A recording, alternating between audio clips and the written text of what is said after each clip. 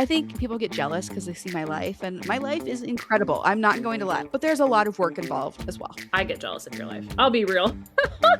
This is a topic we could clearly talk on for a very long time. It's fascinating. I'm always learning new things, and I love that, Ellen, you can provide the marketer's perspective on it.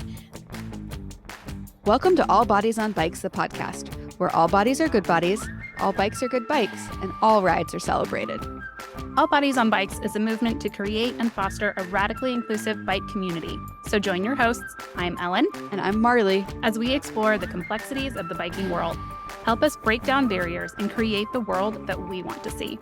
And don't forget that all bodies really means all bodies, not just larger bodies, but bodies of all sizes, Ages, races, abilities, genders, sexualities. and beyond. Come along for the ride. Are you texting instead of talking to me now? Yeah, sorry. It's rude. I know. I was being a good sponsored athlete and looking at my comments on Instagram so I could engage with them. Oh, Because engagement is the name of the game. engagement. Engagement. Speaking that of, I've algorithm. been wearing my old engagement ring just to feel fancy sometimes. I love that. Right after we broke up, I tried to sell it.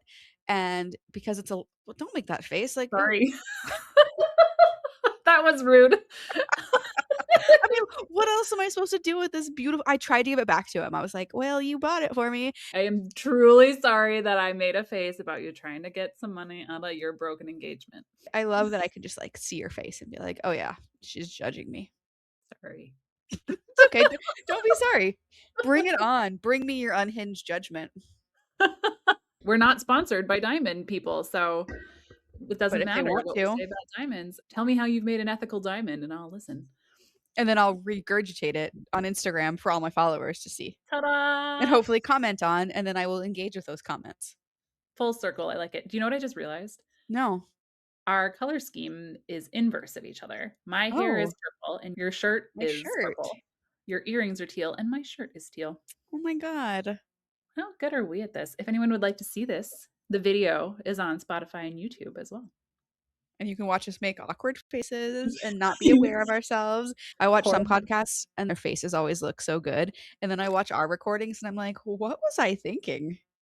Exactly what's on your face. Yes. It's like, I know exactly what you're thinking. That's fair. That's fair. Well, tell me more about your shirt though, Marley. Oh, this is my Shredly fast as a mother effing manatee shirt. For the last 2 years, I have got to make a collaboration line with Shredly, which is every athlete's dream. This year, we are switching to ice creams because ice cream plays an outsized role in my book. Shredly's actually coming out with a new gravel line of cycling clothing. So they're coming out with like tights, and they already had bibs, but now they're going to have like a more form-fitting jersey, and I'm super, super stoked about it. And I think other gravel and road folks will be too. But and it, oh my God, this is so wild. It has my signature on it, like literally my name. Literally a signature collection. Yeah. So now we can all take your signature and sign things. Good luck. There's not any money to be had, so. Hey folks, we're going to teach you how to do something that doesn't make any money. That's not true. I actually, all transparency, I have made more money in 2025 than I've ever made previously. Congrats. Thank you. That's a big deal. Yeah. I'm sure it was very easy, and all you have to do is post to Instagram once or twice. Brands just come out of the woodwork and say, let me give you $10,000 just for being your cute, weird self. Yeah. Authenticity sells, man. I mean, it truly does. And sometimes the conversations actually do go like that, where they're like, we love you. We just want you to be yourself. Here's some money to do that. But that is the exception rather than the norm. Okay. So we're going to dive into your life as an influencer, as someone who is getting sponsored by people. Yeah. To hopefully be yourself, but at the very least to borrow your expertise, to like kind of have your voice be a part of their voice in the world. So I want to know more about this. I want to know all kinds of things. What would you say is like an overarching part of this? What is like, if I say, I want to do this, how do you do it? What's your first question? Oh, that's such a good question. It is all about relationships.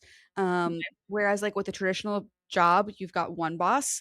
When you are sponsored or working as an influencer, you have as many bosses as companies that are working that you're working with. Mm. And so you are constantly trying to juggle the requirements of one contract, the requirements of another contract, creating content for XYZ brand. And so it's really good if you like having a schedule that is completely bonkers and you thrive off of a lack of consistency and routine and hustling.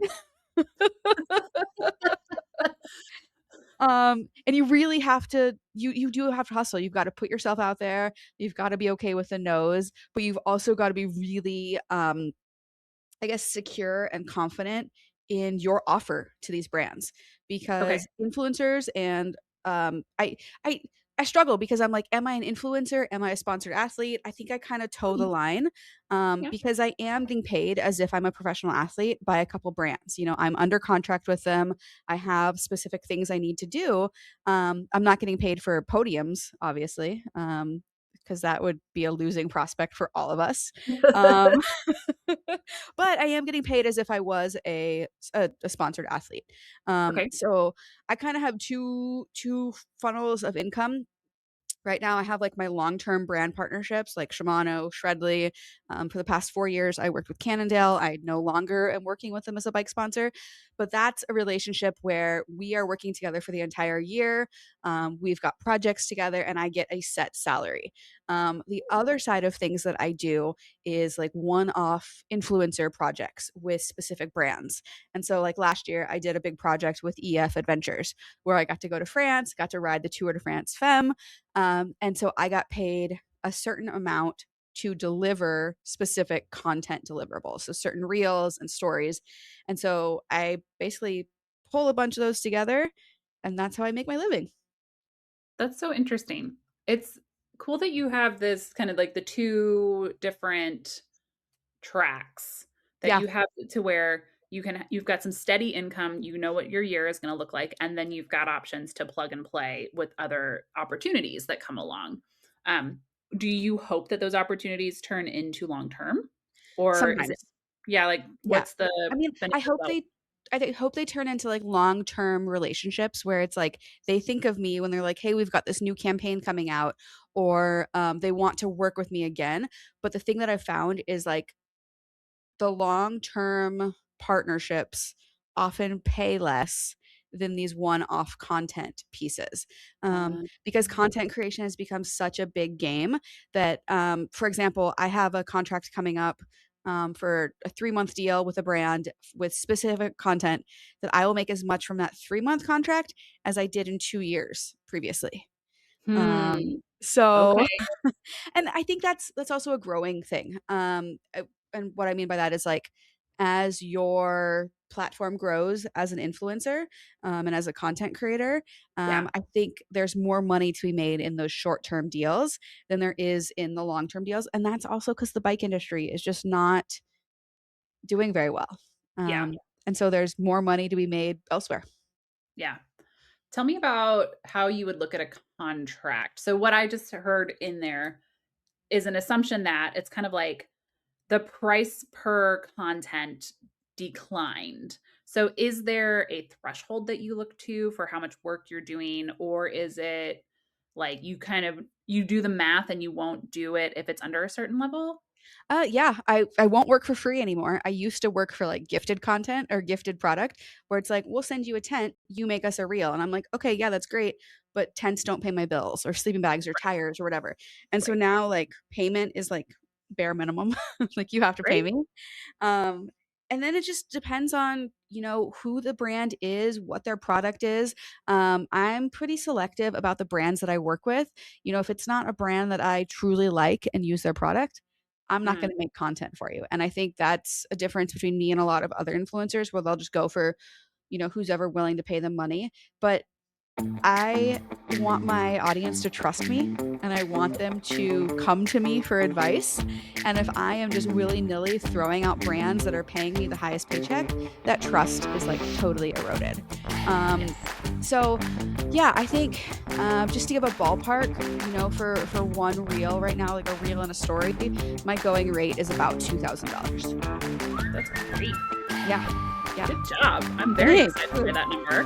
Thank you. I can Thank just go out you. and do my own reel and my own, and say just start charging $2,000. Yeah. Not true. What you just described, though, kind of does give me a view of how you grow. You were at one point when you were starting out doing swapsies. And Yes. then as your platform grew, as your brand grew, you could ask for more and ask for more and ask for more. And Exactly. that, I think, is a really, if you are someone who's listening and wants to start doing this, is a good way to position this. It's a process. This is not a kaboom situation. Yeah, yeah. And the other thing is you develop a reputation. Brands talk to each other and brand managers talk to each other and they will share. And I've heard this from brand managers. They say like, "Oh, that person was really difficult to work with. They didn't deliver things on time or we had to go back for revisions multiple times." And so being somebody that these brands want to work with and making yourself responsive to emails, you have to treat it like a real job. You Yeah. have to respond to emails after the campaign. You need to send follow-up metrics and thank you notes. It's all about relationship building. And I think a lot of people treat it transactionally. And to be successful, you really can't. And I will say, from my side of things as a marketer, it's choosing this channel over another channel. It's choosing to put my dollars behind you instead of something else. I have to report back to my superiors about how this campaign performed. And it's not just that I'm not going to lump all of my influencers into one bucket, because I need to understand, did Marley's perform better than Shirley's, better than Burley's, better than Hurley's? And Exactly. so providing those, being proactive, is helping me do my job, Yeah. is helping me like understand that I can trust you as the person buying into this. It's Um, also, oh, sorry, go ahead. I was going to shift gears. So what were you going to add? Oh, I was going to say it's really interesting when you report these metrics back because every company is looking for something a little bit different. So some Mhm. of them will provide you with like a UTM link. So it's like a link that you put in your bio and they're tracking the number of clicks that you drive. And I like doing content like that. I think my audience is pretty responsive, but there's other brands who aren't necessarily, they're not looking for that. They're looking for brand awareness Mhm. as their metric. And so, number of comments, number of shares, number of saves. And so every time you interact with my content on social media, that's being tracked, and not Thank you. specifically, it's being tracked in a very good way. Mhm. So if you see content that one of your favorite content creators or athletes puts out and it appears to be sponsored, there should be a disclosure on it. That's something that drives me absolutely batty. Can we come back to that and talk about that? Yep. But so there should be a disclosure on that. And then B, well, you should interact with it. Yes. Like, share, save, send to a friend. That all helps whoever the content creator is and the brand. And yeah, it's a really Mhm. easy way that you can support folks, even if you don't have the money to buy what they are hawking at you. Yes. The metrics that matter to them should be defined at the beginning. You should Yes. have in your contract with them, I'm assuming. You can provide the details around this, but there will be a, like, here's what we're looking at to understand if this is successful. And marketing does have those different phases. Sometimes it is about just get my name out there. Other times it's about driving sales. Other times it's about referral or growing the audience. Like, there are these very different steps that I am looking at as a marketer, and it's called the funnel, and if you ever wanna get nerdy about that with me, I'm very ready. But it has a lot to do. It's like, brand awareness needs big numbers. Yes. Sales needs smaller but higher quality numbers. So it all has to do with, what is this? What are you trying to do? And it helps you phrase your messages the right way. It helps you know, do I just need to say this is such a cool brand, or do I need to say there's a thing I want you to do and it's go to that site? And it Exactly. helps you, like, that'll help you all just be on the same page from the beginning. Everybody understands what's going on. Yeah. Back to your question from like 10 minutes ago about other things that I look for in contracts. Yeah. So I actually signed with an agency about, year and a half, 2 years ago, and they help me with a lot of my contracts now. And that's primarily on the content creation. They do work with me on my longer term contracts, but we're looking for things like exclusivity. If a brand partner wants me to be exclusive and only use their product within a segment, that's going to cost more money. We're looking for usage rights. Can they repost my content on their own channels? What are we agreeing to? Perpetuity, timelines. It gets pretty nerdy and pretty intense. I've learned to read contracts pretty closely. The other interesting thing that happens is there's often like behavior contracts in there where it's like you won't post anything disparaging or anything that could reflect the brand in a negative light. And so that's always in the back of my mind when I'm creating other content, even if it has nothing to do with my sponsors. Like I'm sponsored by Shimano, and they have kind of a behavior clause for all of their athletes. And it's like, I know that I'm not going to show myself getting super drunk. These are not things I would do anyway, but getting super drunk, riding my bike in an unsafe way and causing mayhem, because that's going to reflect poorly on my sponsors. Yeah. I was going to mention this when you talked a little bit about finding the right brands anyway. If you go into this, you need to have your own set of those principles because Yes. that helps you match well when the brand has shared principles. And it helps you say no. Yeah. If your gut is not in it, you kind of can know why. And it helps narrow the field. I realize we're talking about a pretty niche industry to begin with. It's not like there's, you know, a million clothing brands the way that there are cycling, other way around. It's not like there's a million cycling brands the way there are clothing brands.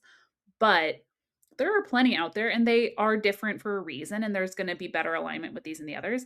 Understanding that helps you narrow your focus, helps you narrow your message, helps you know how to get into relationships and partnerships with these different brands.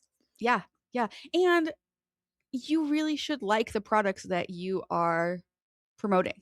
Yep. For me, that's been really easy because the brands that I work with, Osprey, Shimano, Ride with GPS, Shredly, all have incredible products that I already use and love. And so sharing that with my audience is totally natural and it's not a big stretch.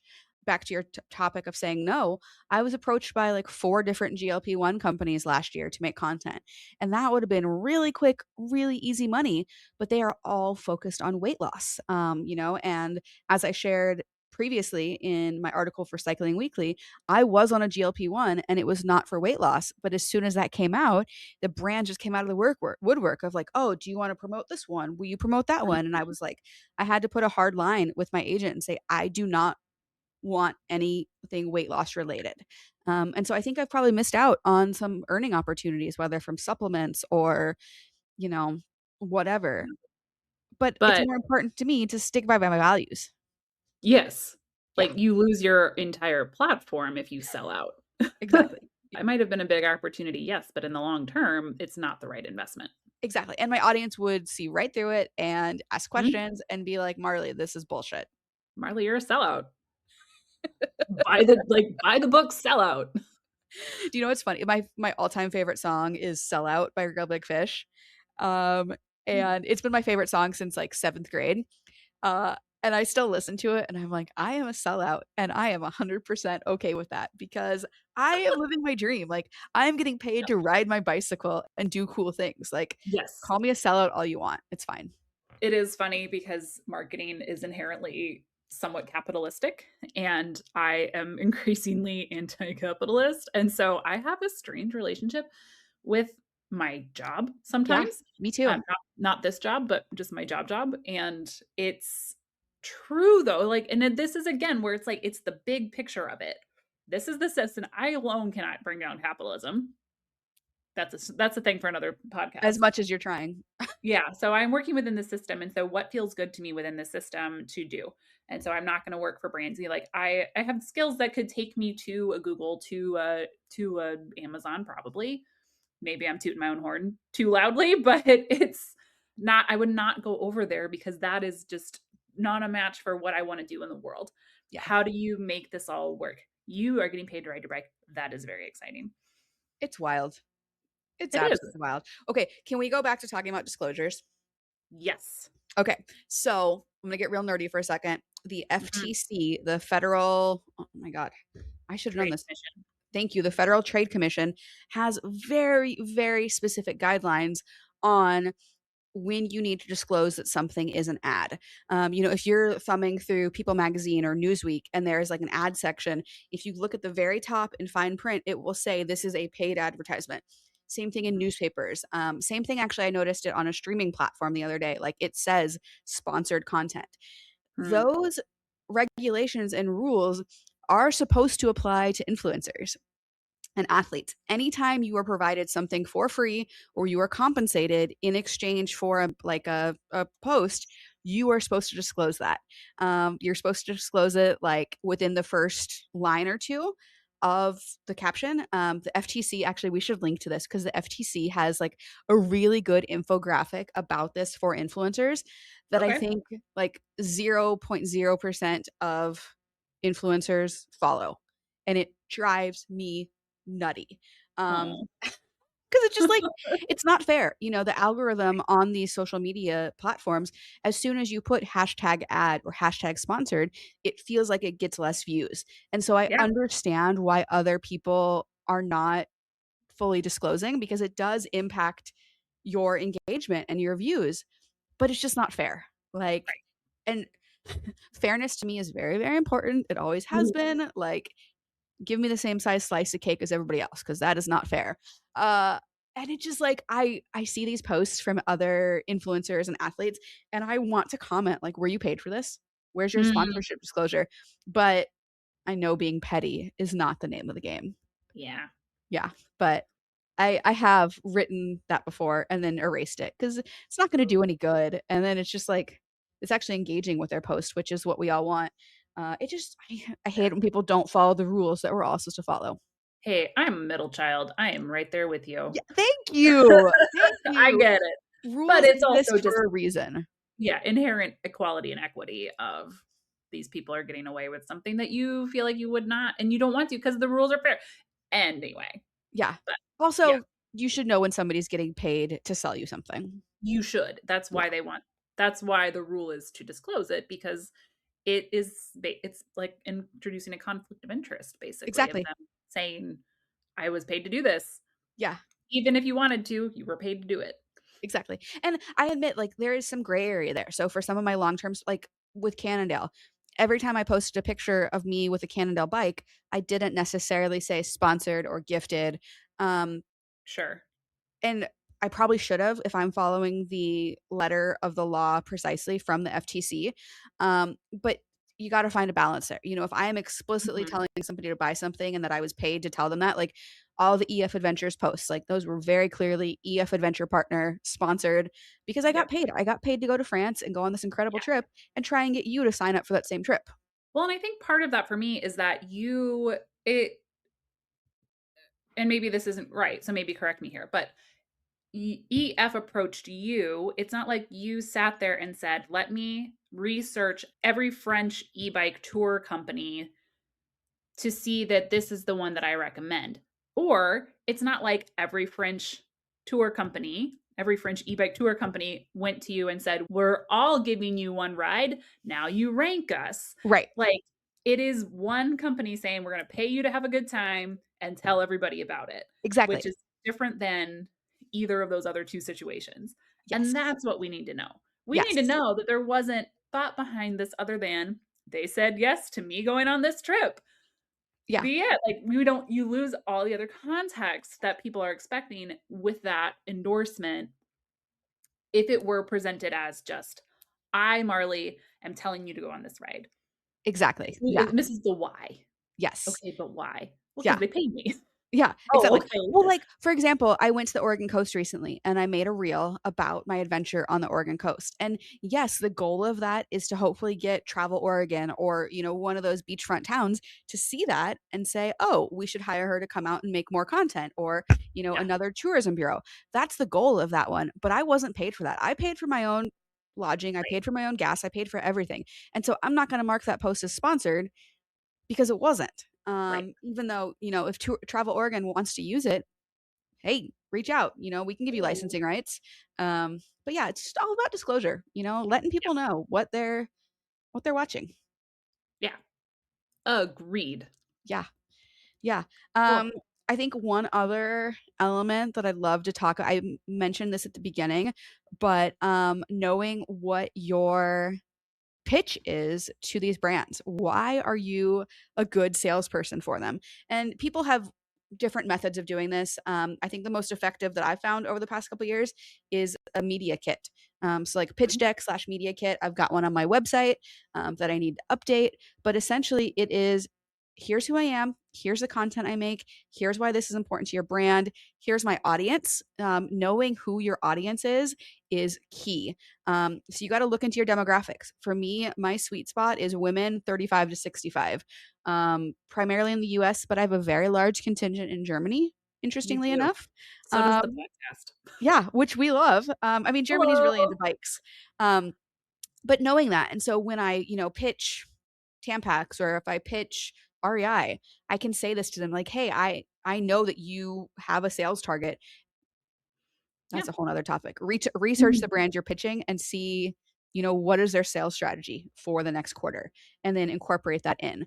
But yeah, just knowing what your value is. So for me as a plus size cyclist, I can say to them, hey, 70% of the US lives in a bigger body. This is an untapped market. Like, let me introduce my audience to your brand. And so yeah, that's kind of Yeah. how I approach it. Absolutely. And that is marketing 101 again, is like, know your buyer, Yeah. know what matters to them, know how those pieces match between you and them, because they want it to work as much as you do. Have a perspective on the market, have a reason that they would choose you over everybody else. In a former life, I was a travel blogger, What? and it's a long story, but there are many travel bloggers. And so I went to a conference of travel bloggers and I was like, I am such a poser. Like, why would I start writing when there are thousands of other people? And it's still, you as the producer have your own unique perspective on all of this. There is something about you that is unique in this market. Yeah. I had that experience recently. I went to North Carolina with Atlas Obscura and Visit North Carolina. It was like a creator trip. And so there were, I think, 10 of us there. And every other person that was there was like a photographer or a Sure. travel blogger or a travel content creator.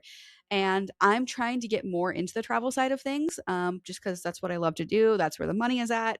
It's Yeah. fun. And you can incorporate cycling into it so seamlessly. And cycling is such a good way to see these places. But I had huge imposter syndrome Yeah. because all of these creators showed up with drones and tripods and their whole like fancy camera. And I was like, cool, I brought my phone. But I tell you what, if you look at the content that we made, so for this trip, that was interesting. None of us were paid, which I typically won't do an unpaid trip. But I was like, I'll go to North Carolina, all expenses paid. Like, this sounds like a really cool opportunity. And so there is times when I will say yes to unpaid work. Anyway, point being, you look at the content that we all made, and even the followers who have, or excuse me, even the creators who have much bigger audiences than me, we're talking 300,000, 500,000 people. My content performed better than theirs in terms of comments, shares, reposts. And I think that's because of the way that my audience trusts me. They know me. And authenticity. Exactly. There's a certain production value sweet spot to where if it starts to look overproduced, it starts to feel overproduced and not authentic. I'm going to lean into that next time when I'm like, I don't know what I'm doing. But that's true. Ellen And said, crappy content is authentic.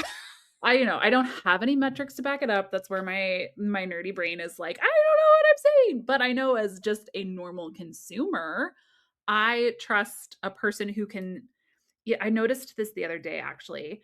When you can see that someone's reading from a script, Yeah, even if I know that they're an authentic person, I'm sitting here like, why did you need to script this? yeah, Why did you not just know the content?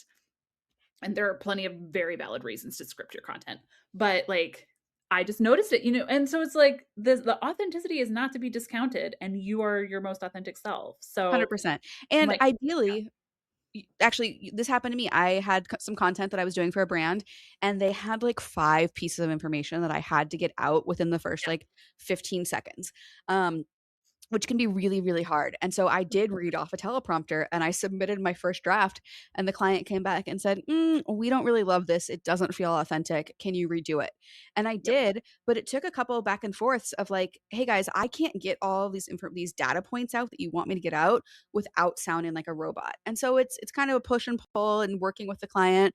But it's challenging. And I think that goes to another point of like, when you are a sponsored athlete, you're not, or a content creator or whatever, that encompasses so many different skills, from the business side of things, of reading contracts and filing your taxes and doing all of that stuff, to the actual production side of things, filming things, knowing lighting, knowing audio, editing. It's there is a lot involved. And then the marketing side of it, what captions are going to get people to engage, what links do I send them? There are just a lot of moving parts that I think a lot of people are like, I could be a content creator, and then they try it. It's like, holy cow, one reel took me 3 days to make. And it's like, Mhm. yeah, it's a lot. Yeah, it is. That was one of my questions for you before Yeah. we had just a very good conversation about it, was like how much time and effort goes into a reel. Yeah. Like, and I say this because I'm the person sitting here as the asshole who's like, I could do that. I just don't want to, Yeah. which Yeah. is I not mean, I think for me, I tend to be a little more off the cuff than other content creators. And I tend to come up with my concepts on the fly. A lot of people will sit down and storyboard out the whole thing. Yep. For me, I have a general idea and I'll go out and capture the content. And then I come back and I'll write the script and then edit it and put it together. So each reel, I mean, we're looking at 6 to 12 hours, depending on the content. My challenge right now is I get super overwhelmed with the amount of footage that I get. So I have these dreams of being more of a long form content creator. And so I film all of this stuff. Like, I have so much footage from my 100 miles last year at Unbound on my Mhm, GoPro that is just doing nothing because I'm like, I don't know where to begin editing this. mhm. And so, yeah, you leave more on the cutting room floor. Like, for each 30-second reel, I probably have 30 minutes to an hour of content. Mhm. That's true of this podcast and of the clips that we make and, like, the teaser trailers that I make. I always start with, like, well, however long these episodes are is what I start with, Yeah. and then I have to kinda think through what were the highlights, what's gonna grab attention, what's funny, what's sincere, how do I splice it together to grab someone's attention in the first 15 seconds? Because I think it's less than that, truly. Oh, yeah, I think it's like the first 3 seconds. Yeah, When you but look at, then like, the also skip rate on reels, like, people, if they're not engaged right away, they and I'm the same way, I just scroll right past it. Like, I'm like, "I don't bye." yeah, samesies. I think I have a longer attention span for watching because then I get the sunk cost fallacy of I've watched 10 minutes, I'm gonna see how this ends. Then I get real annoyed when they end like really boringly. Yeah, Anyway, shorter, like it's interesting when I force myself to make it a minute because it's like the 4 minutes was interesting, but it wasn't chopped, like it wasn't like grabby and it yeah, wasn't dynamic enough for even for myself going like if I were to review, like take an hour away from it and come back, it's like, oh yeah, no, this needs to move faster. It needs to be, and I do think it's better then because I've chosen quality over length. Like I've taken the time to make it good, yeah, right? yeah, So it's all very related, and I very much it takes time yeah, every and it's time like, we have a post about it. I made a reel last night about I went to see the crows roosting, and I initially had it at like a 3-minute long video, and it was so cool. And then I was just like, this isn't gonna perform, so I ended up cutting it down to like a minute and a half, which is still a lot. But It is still a lot. I I I think people will still watch it. We'll see. It's funny because I can tell almost immediately when I put something on social media if it's going to perform well or not. Like, I'll post it and then I'll go back within 5 minutes. And if there's not like probably 100 likes and 5 comments, I'm like, oh, that reel is gonna flop. Interesting, which Yeah. has got to be part of the algorithm. Oh, Like 100%. it's part 100%. of that's true across several platforms, ad platforms at least that I work on in the background, is it It's like each algorithm has a window where it is just watching to see what happens organically, and Yep. then it will start to Push it turn the out. account on or off based on how Exactly. that performs. So Yeah. in marketing, at least on LinkedIn, we call it the golden hour, and people try to hack. It's like, we're going to post it at this time. Hey, everybody from the company, go interact with the post, because Yeah. then it'll get more organic exposure. Yeah. Um, It's funny, this conversation has turned into more about content creation, but I was hoping to talk about bike industry sponsorship and what that's let's do like. it. Yeah. Let's do it. We have Yeah. time. We do have time. I can cut for length. Editing, magical Whee! powers. But yeah, I get a lot of questions from folks about, well, how do I get sponsored? Hmm. And there is no one good answer to that. I mean, one good answer is to be really fast. You know, if you win Unbound or if you win a Oh, big race, you are likely going to garner sponsorships. But clearly, that is not the case with me. I have literally never won a race. I've gotten last place in multiple races. good Um, job. but for me, it's all about storytelling, you know, making those relationships with the brands and proving that my audience is engaged and is a valuable audience for them to engage with. Um, it was really interesting this year. So I do not have a bike sponsor for 2026, which is kind of wild. You know, not to toot my own horn, but I was like one of the bicycling magazine's riders of the year a couple years ago. I was an Mhm, outsider of the year from Outside Magazine. Like, it's kind of surprising to not have a bike sponsor. mhm, And I think it's just an indication of where the bike industry is at right now. And so, to be mhm. clear, nothing went wrong with Cannondale. They were wonderful. I loved working with them. But they're just struggling. And so they actually had to drop a bunch of riders from their roster, which sucks. Yeah, Because I it is. it's nice to like stick with the same sponsor year after year, that relationship building.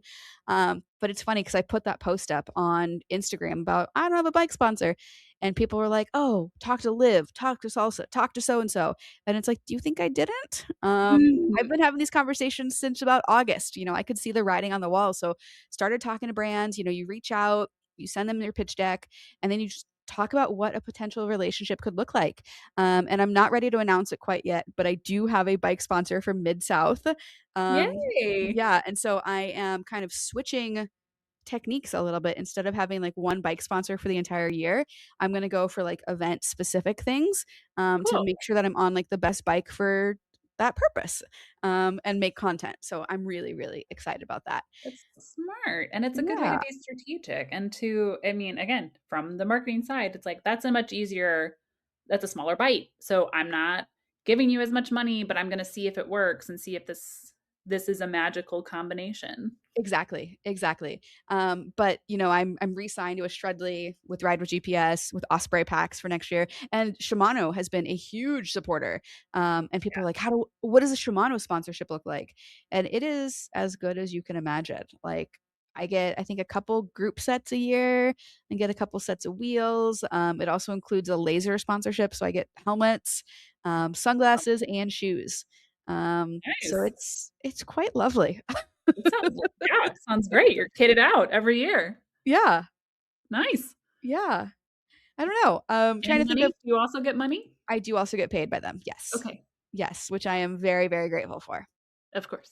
Yeah. Which is always Yeah. the right, always a good feeling too. Exactly. I think the other really cool thing about being a sponsored athlete, at least in my case, and I think this is the case for other sponsored athletes, is you're often involved with product development. So for I think every brand that I work with, I have signed an NDA, which is a non-disclosure agreement. And so I'm behind the scenes on conversations with new things being developed at Osprey, you know, new components from Shimano. So it's really cool. You get to take part in that and get to give genuine, honest feedback about what works, what doesn't. Yep. This is how I liked it. And that's probably my favorite part. Yeah, it is. And then you get to be a voice for your demographic, whatever slice it is that you're representing at that point in time. Exactly. Yeah. You get That's to so do cool. I get to do photo shoots, and that's always fun because I'm like, oh God, I'm doing a photo shoot with Taylor Ladine and Amanda Nauman, who are two like professional level cyclists, professional gravel cyclists. And it's always like, oh God, are they going to ride slow enough for me? Because they typically want you in like a V formation. But it's so fun to get to work with these other like super high caliber athletes and know that like we're on the same team. We're just riding very differently. Yeah. And it's all good riding. It is. It is. So very fun. Yeah, I think if folks have other questions about being sponsored, this is a topic we could clearly talk on for a very long time. It's fascinating. I'm always learning new things. And I love that, Ellen, you can provide the marketer's perspective on it. So I think, if folks have other questions, they should hit us up in the comments. This has been really informative, and I think it's been really eye-opening, and hopefully people can take it and run with it if you've been considering this. And if nothing else, it's a really fun peek behind the curtain of Marley. Yeah, I think people get jealous because they see my life, and my life is incredible. I'm not going to lie. Like, it is phenomenal, but there's a lot of work involved as well. Yes, I get jealous of your life. I'll be real. But then I also sit there, it's like, I'm not going to sit there and make a reel, am I?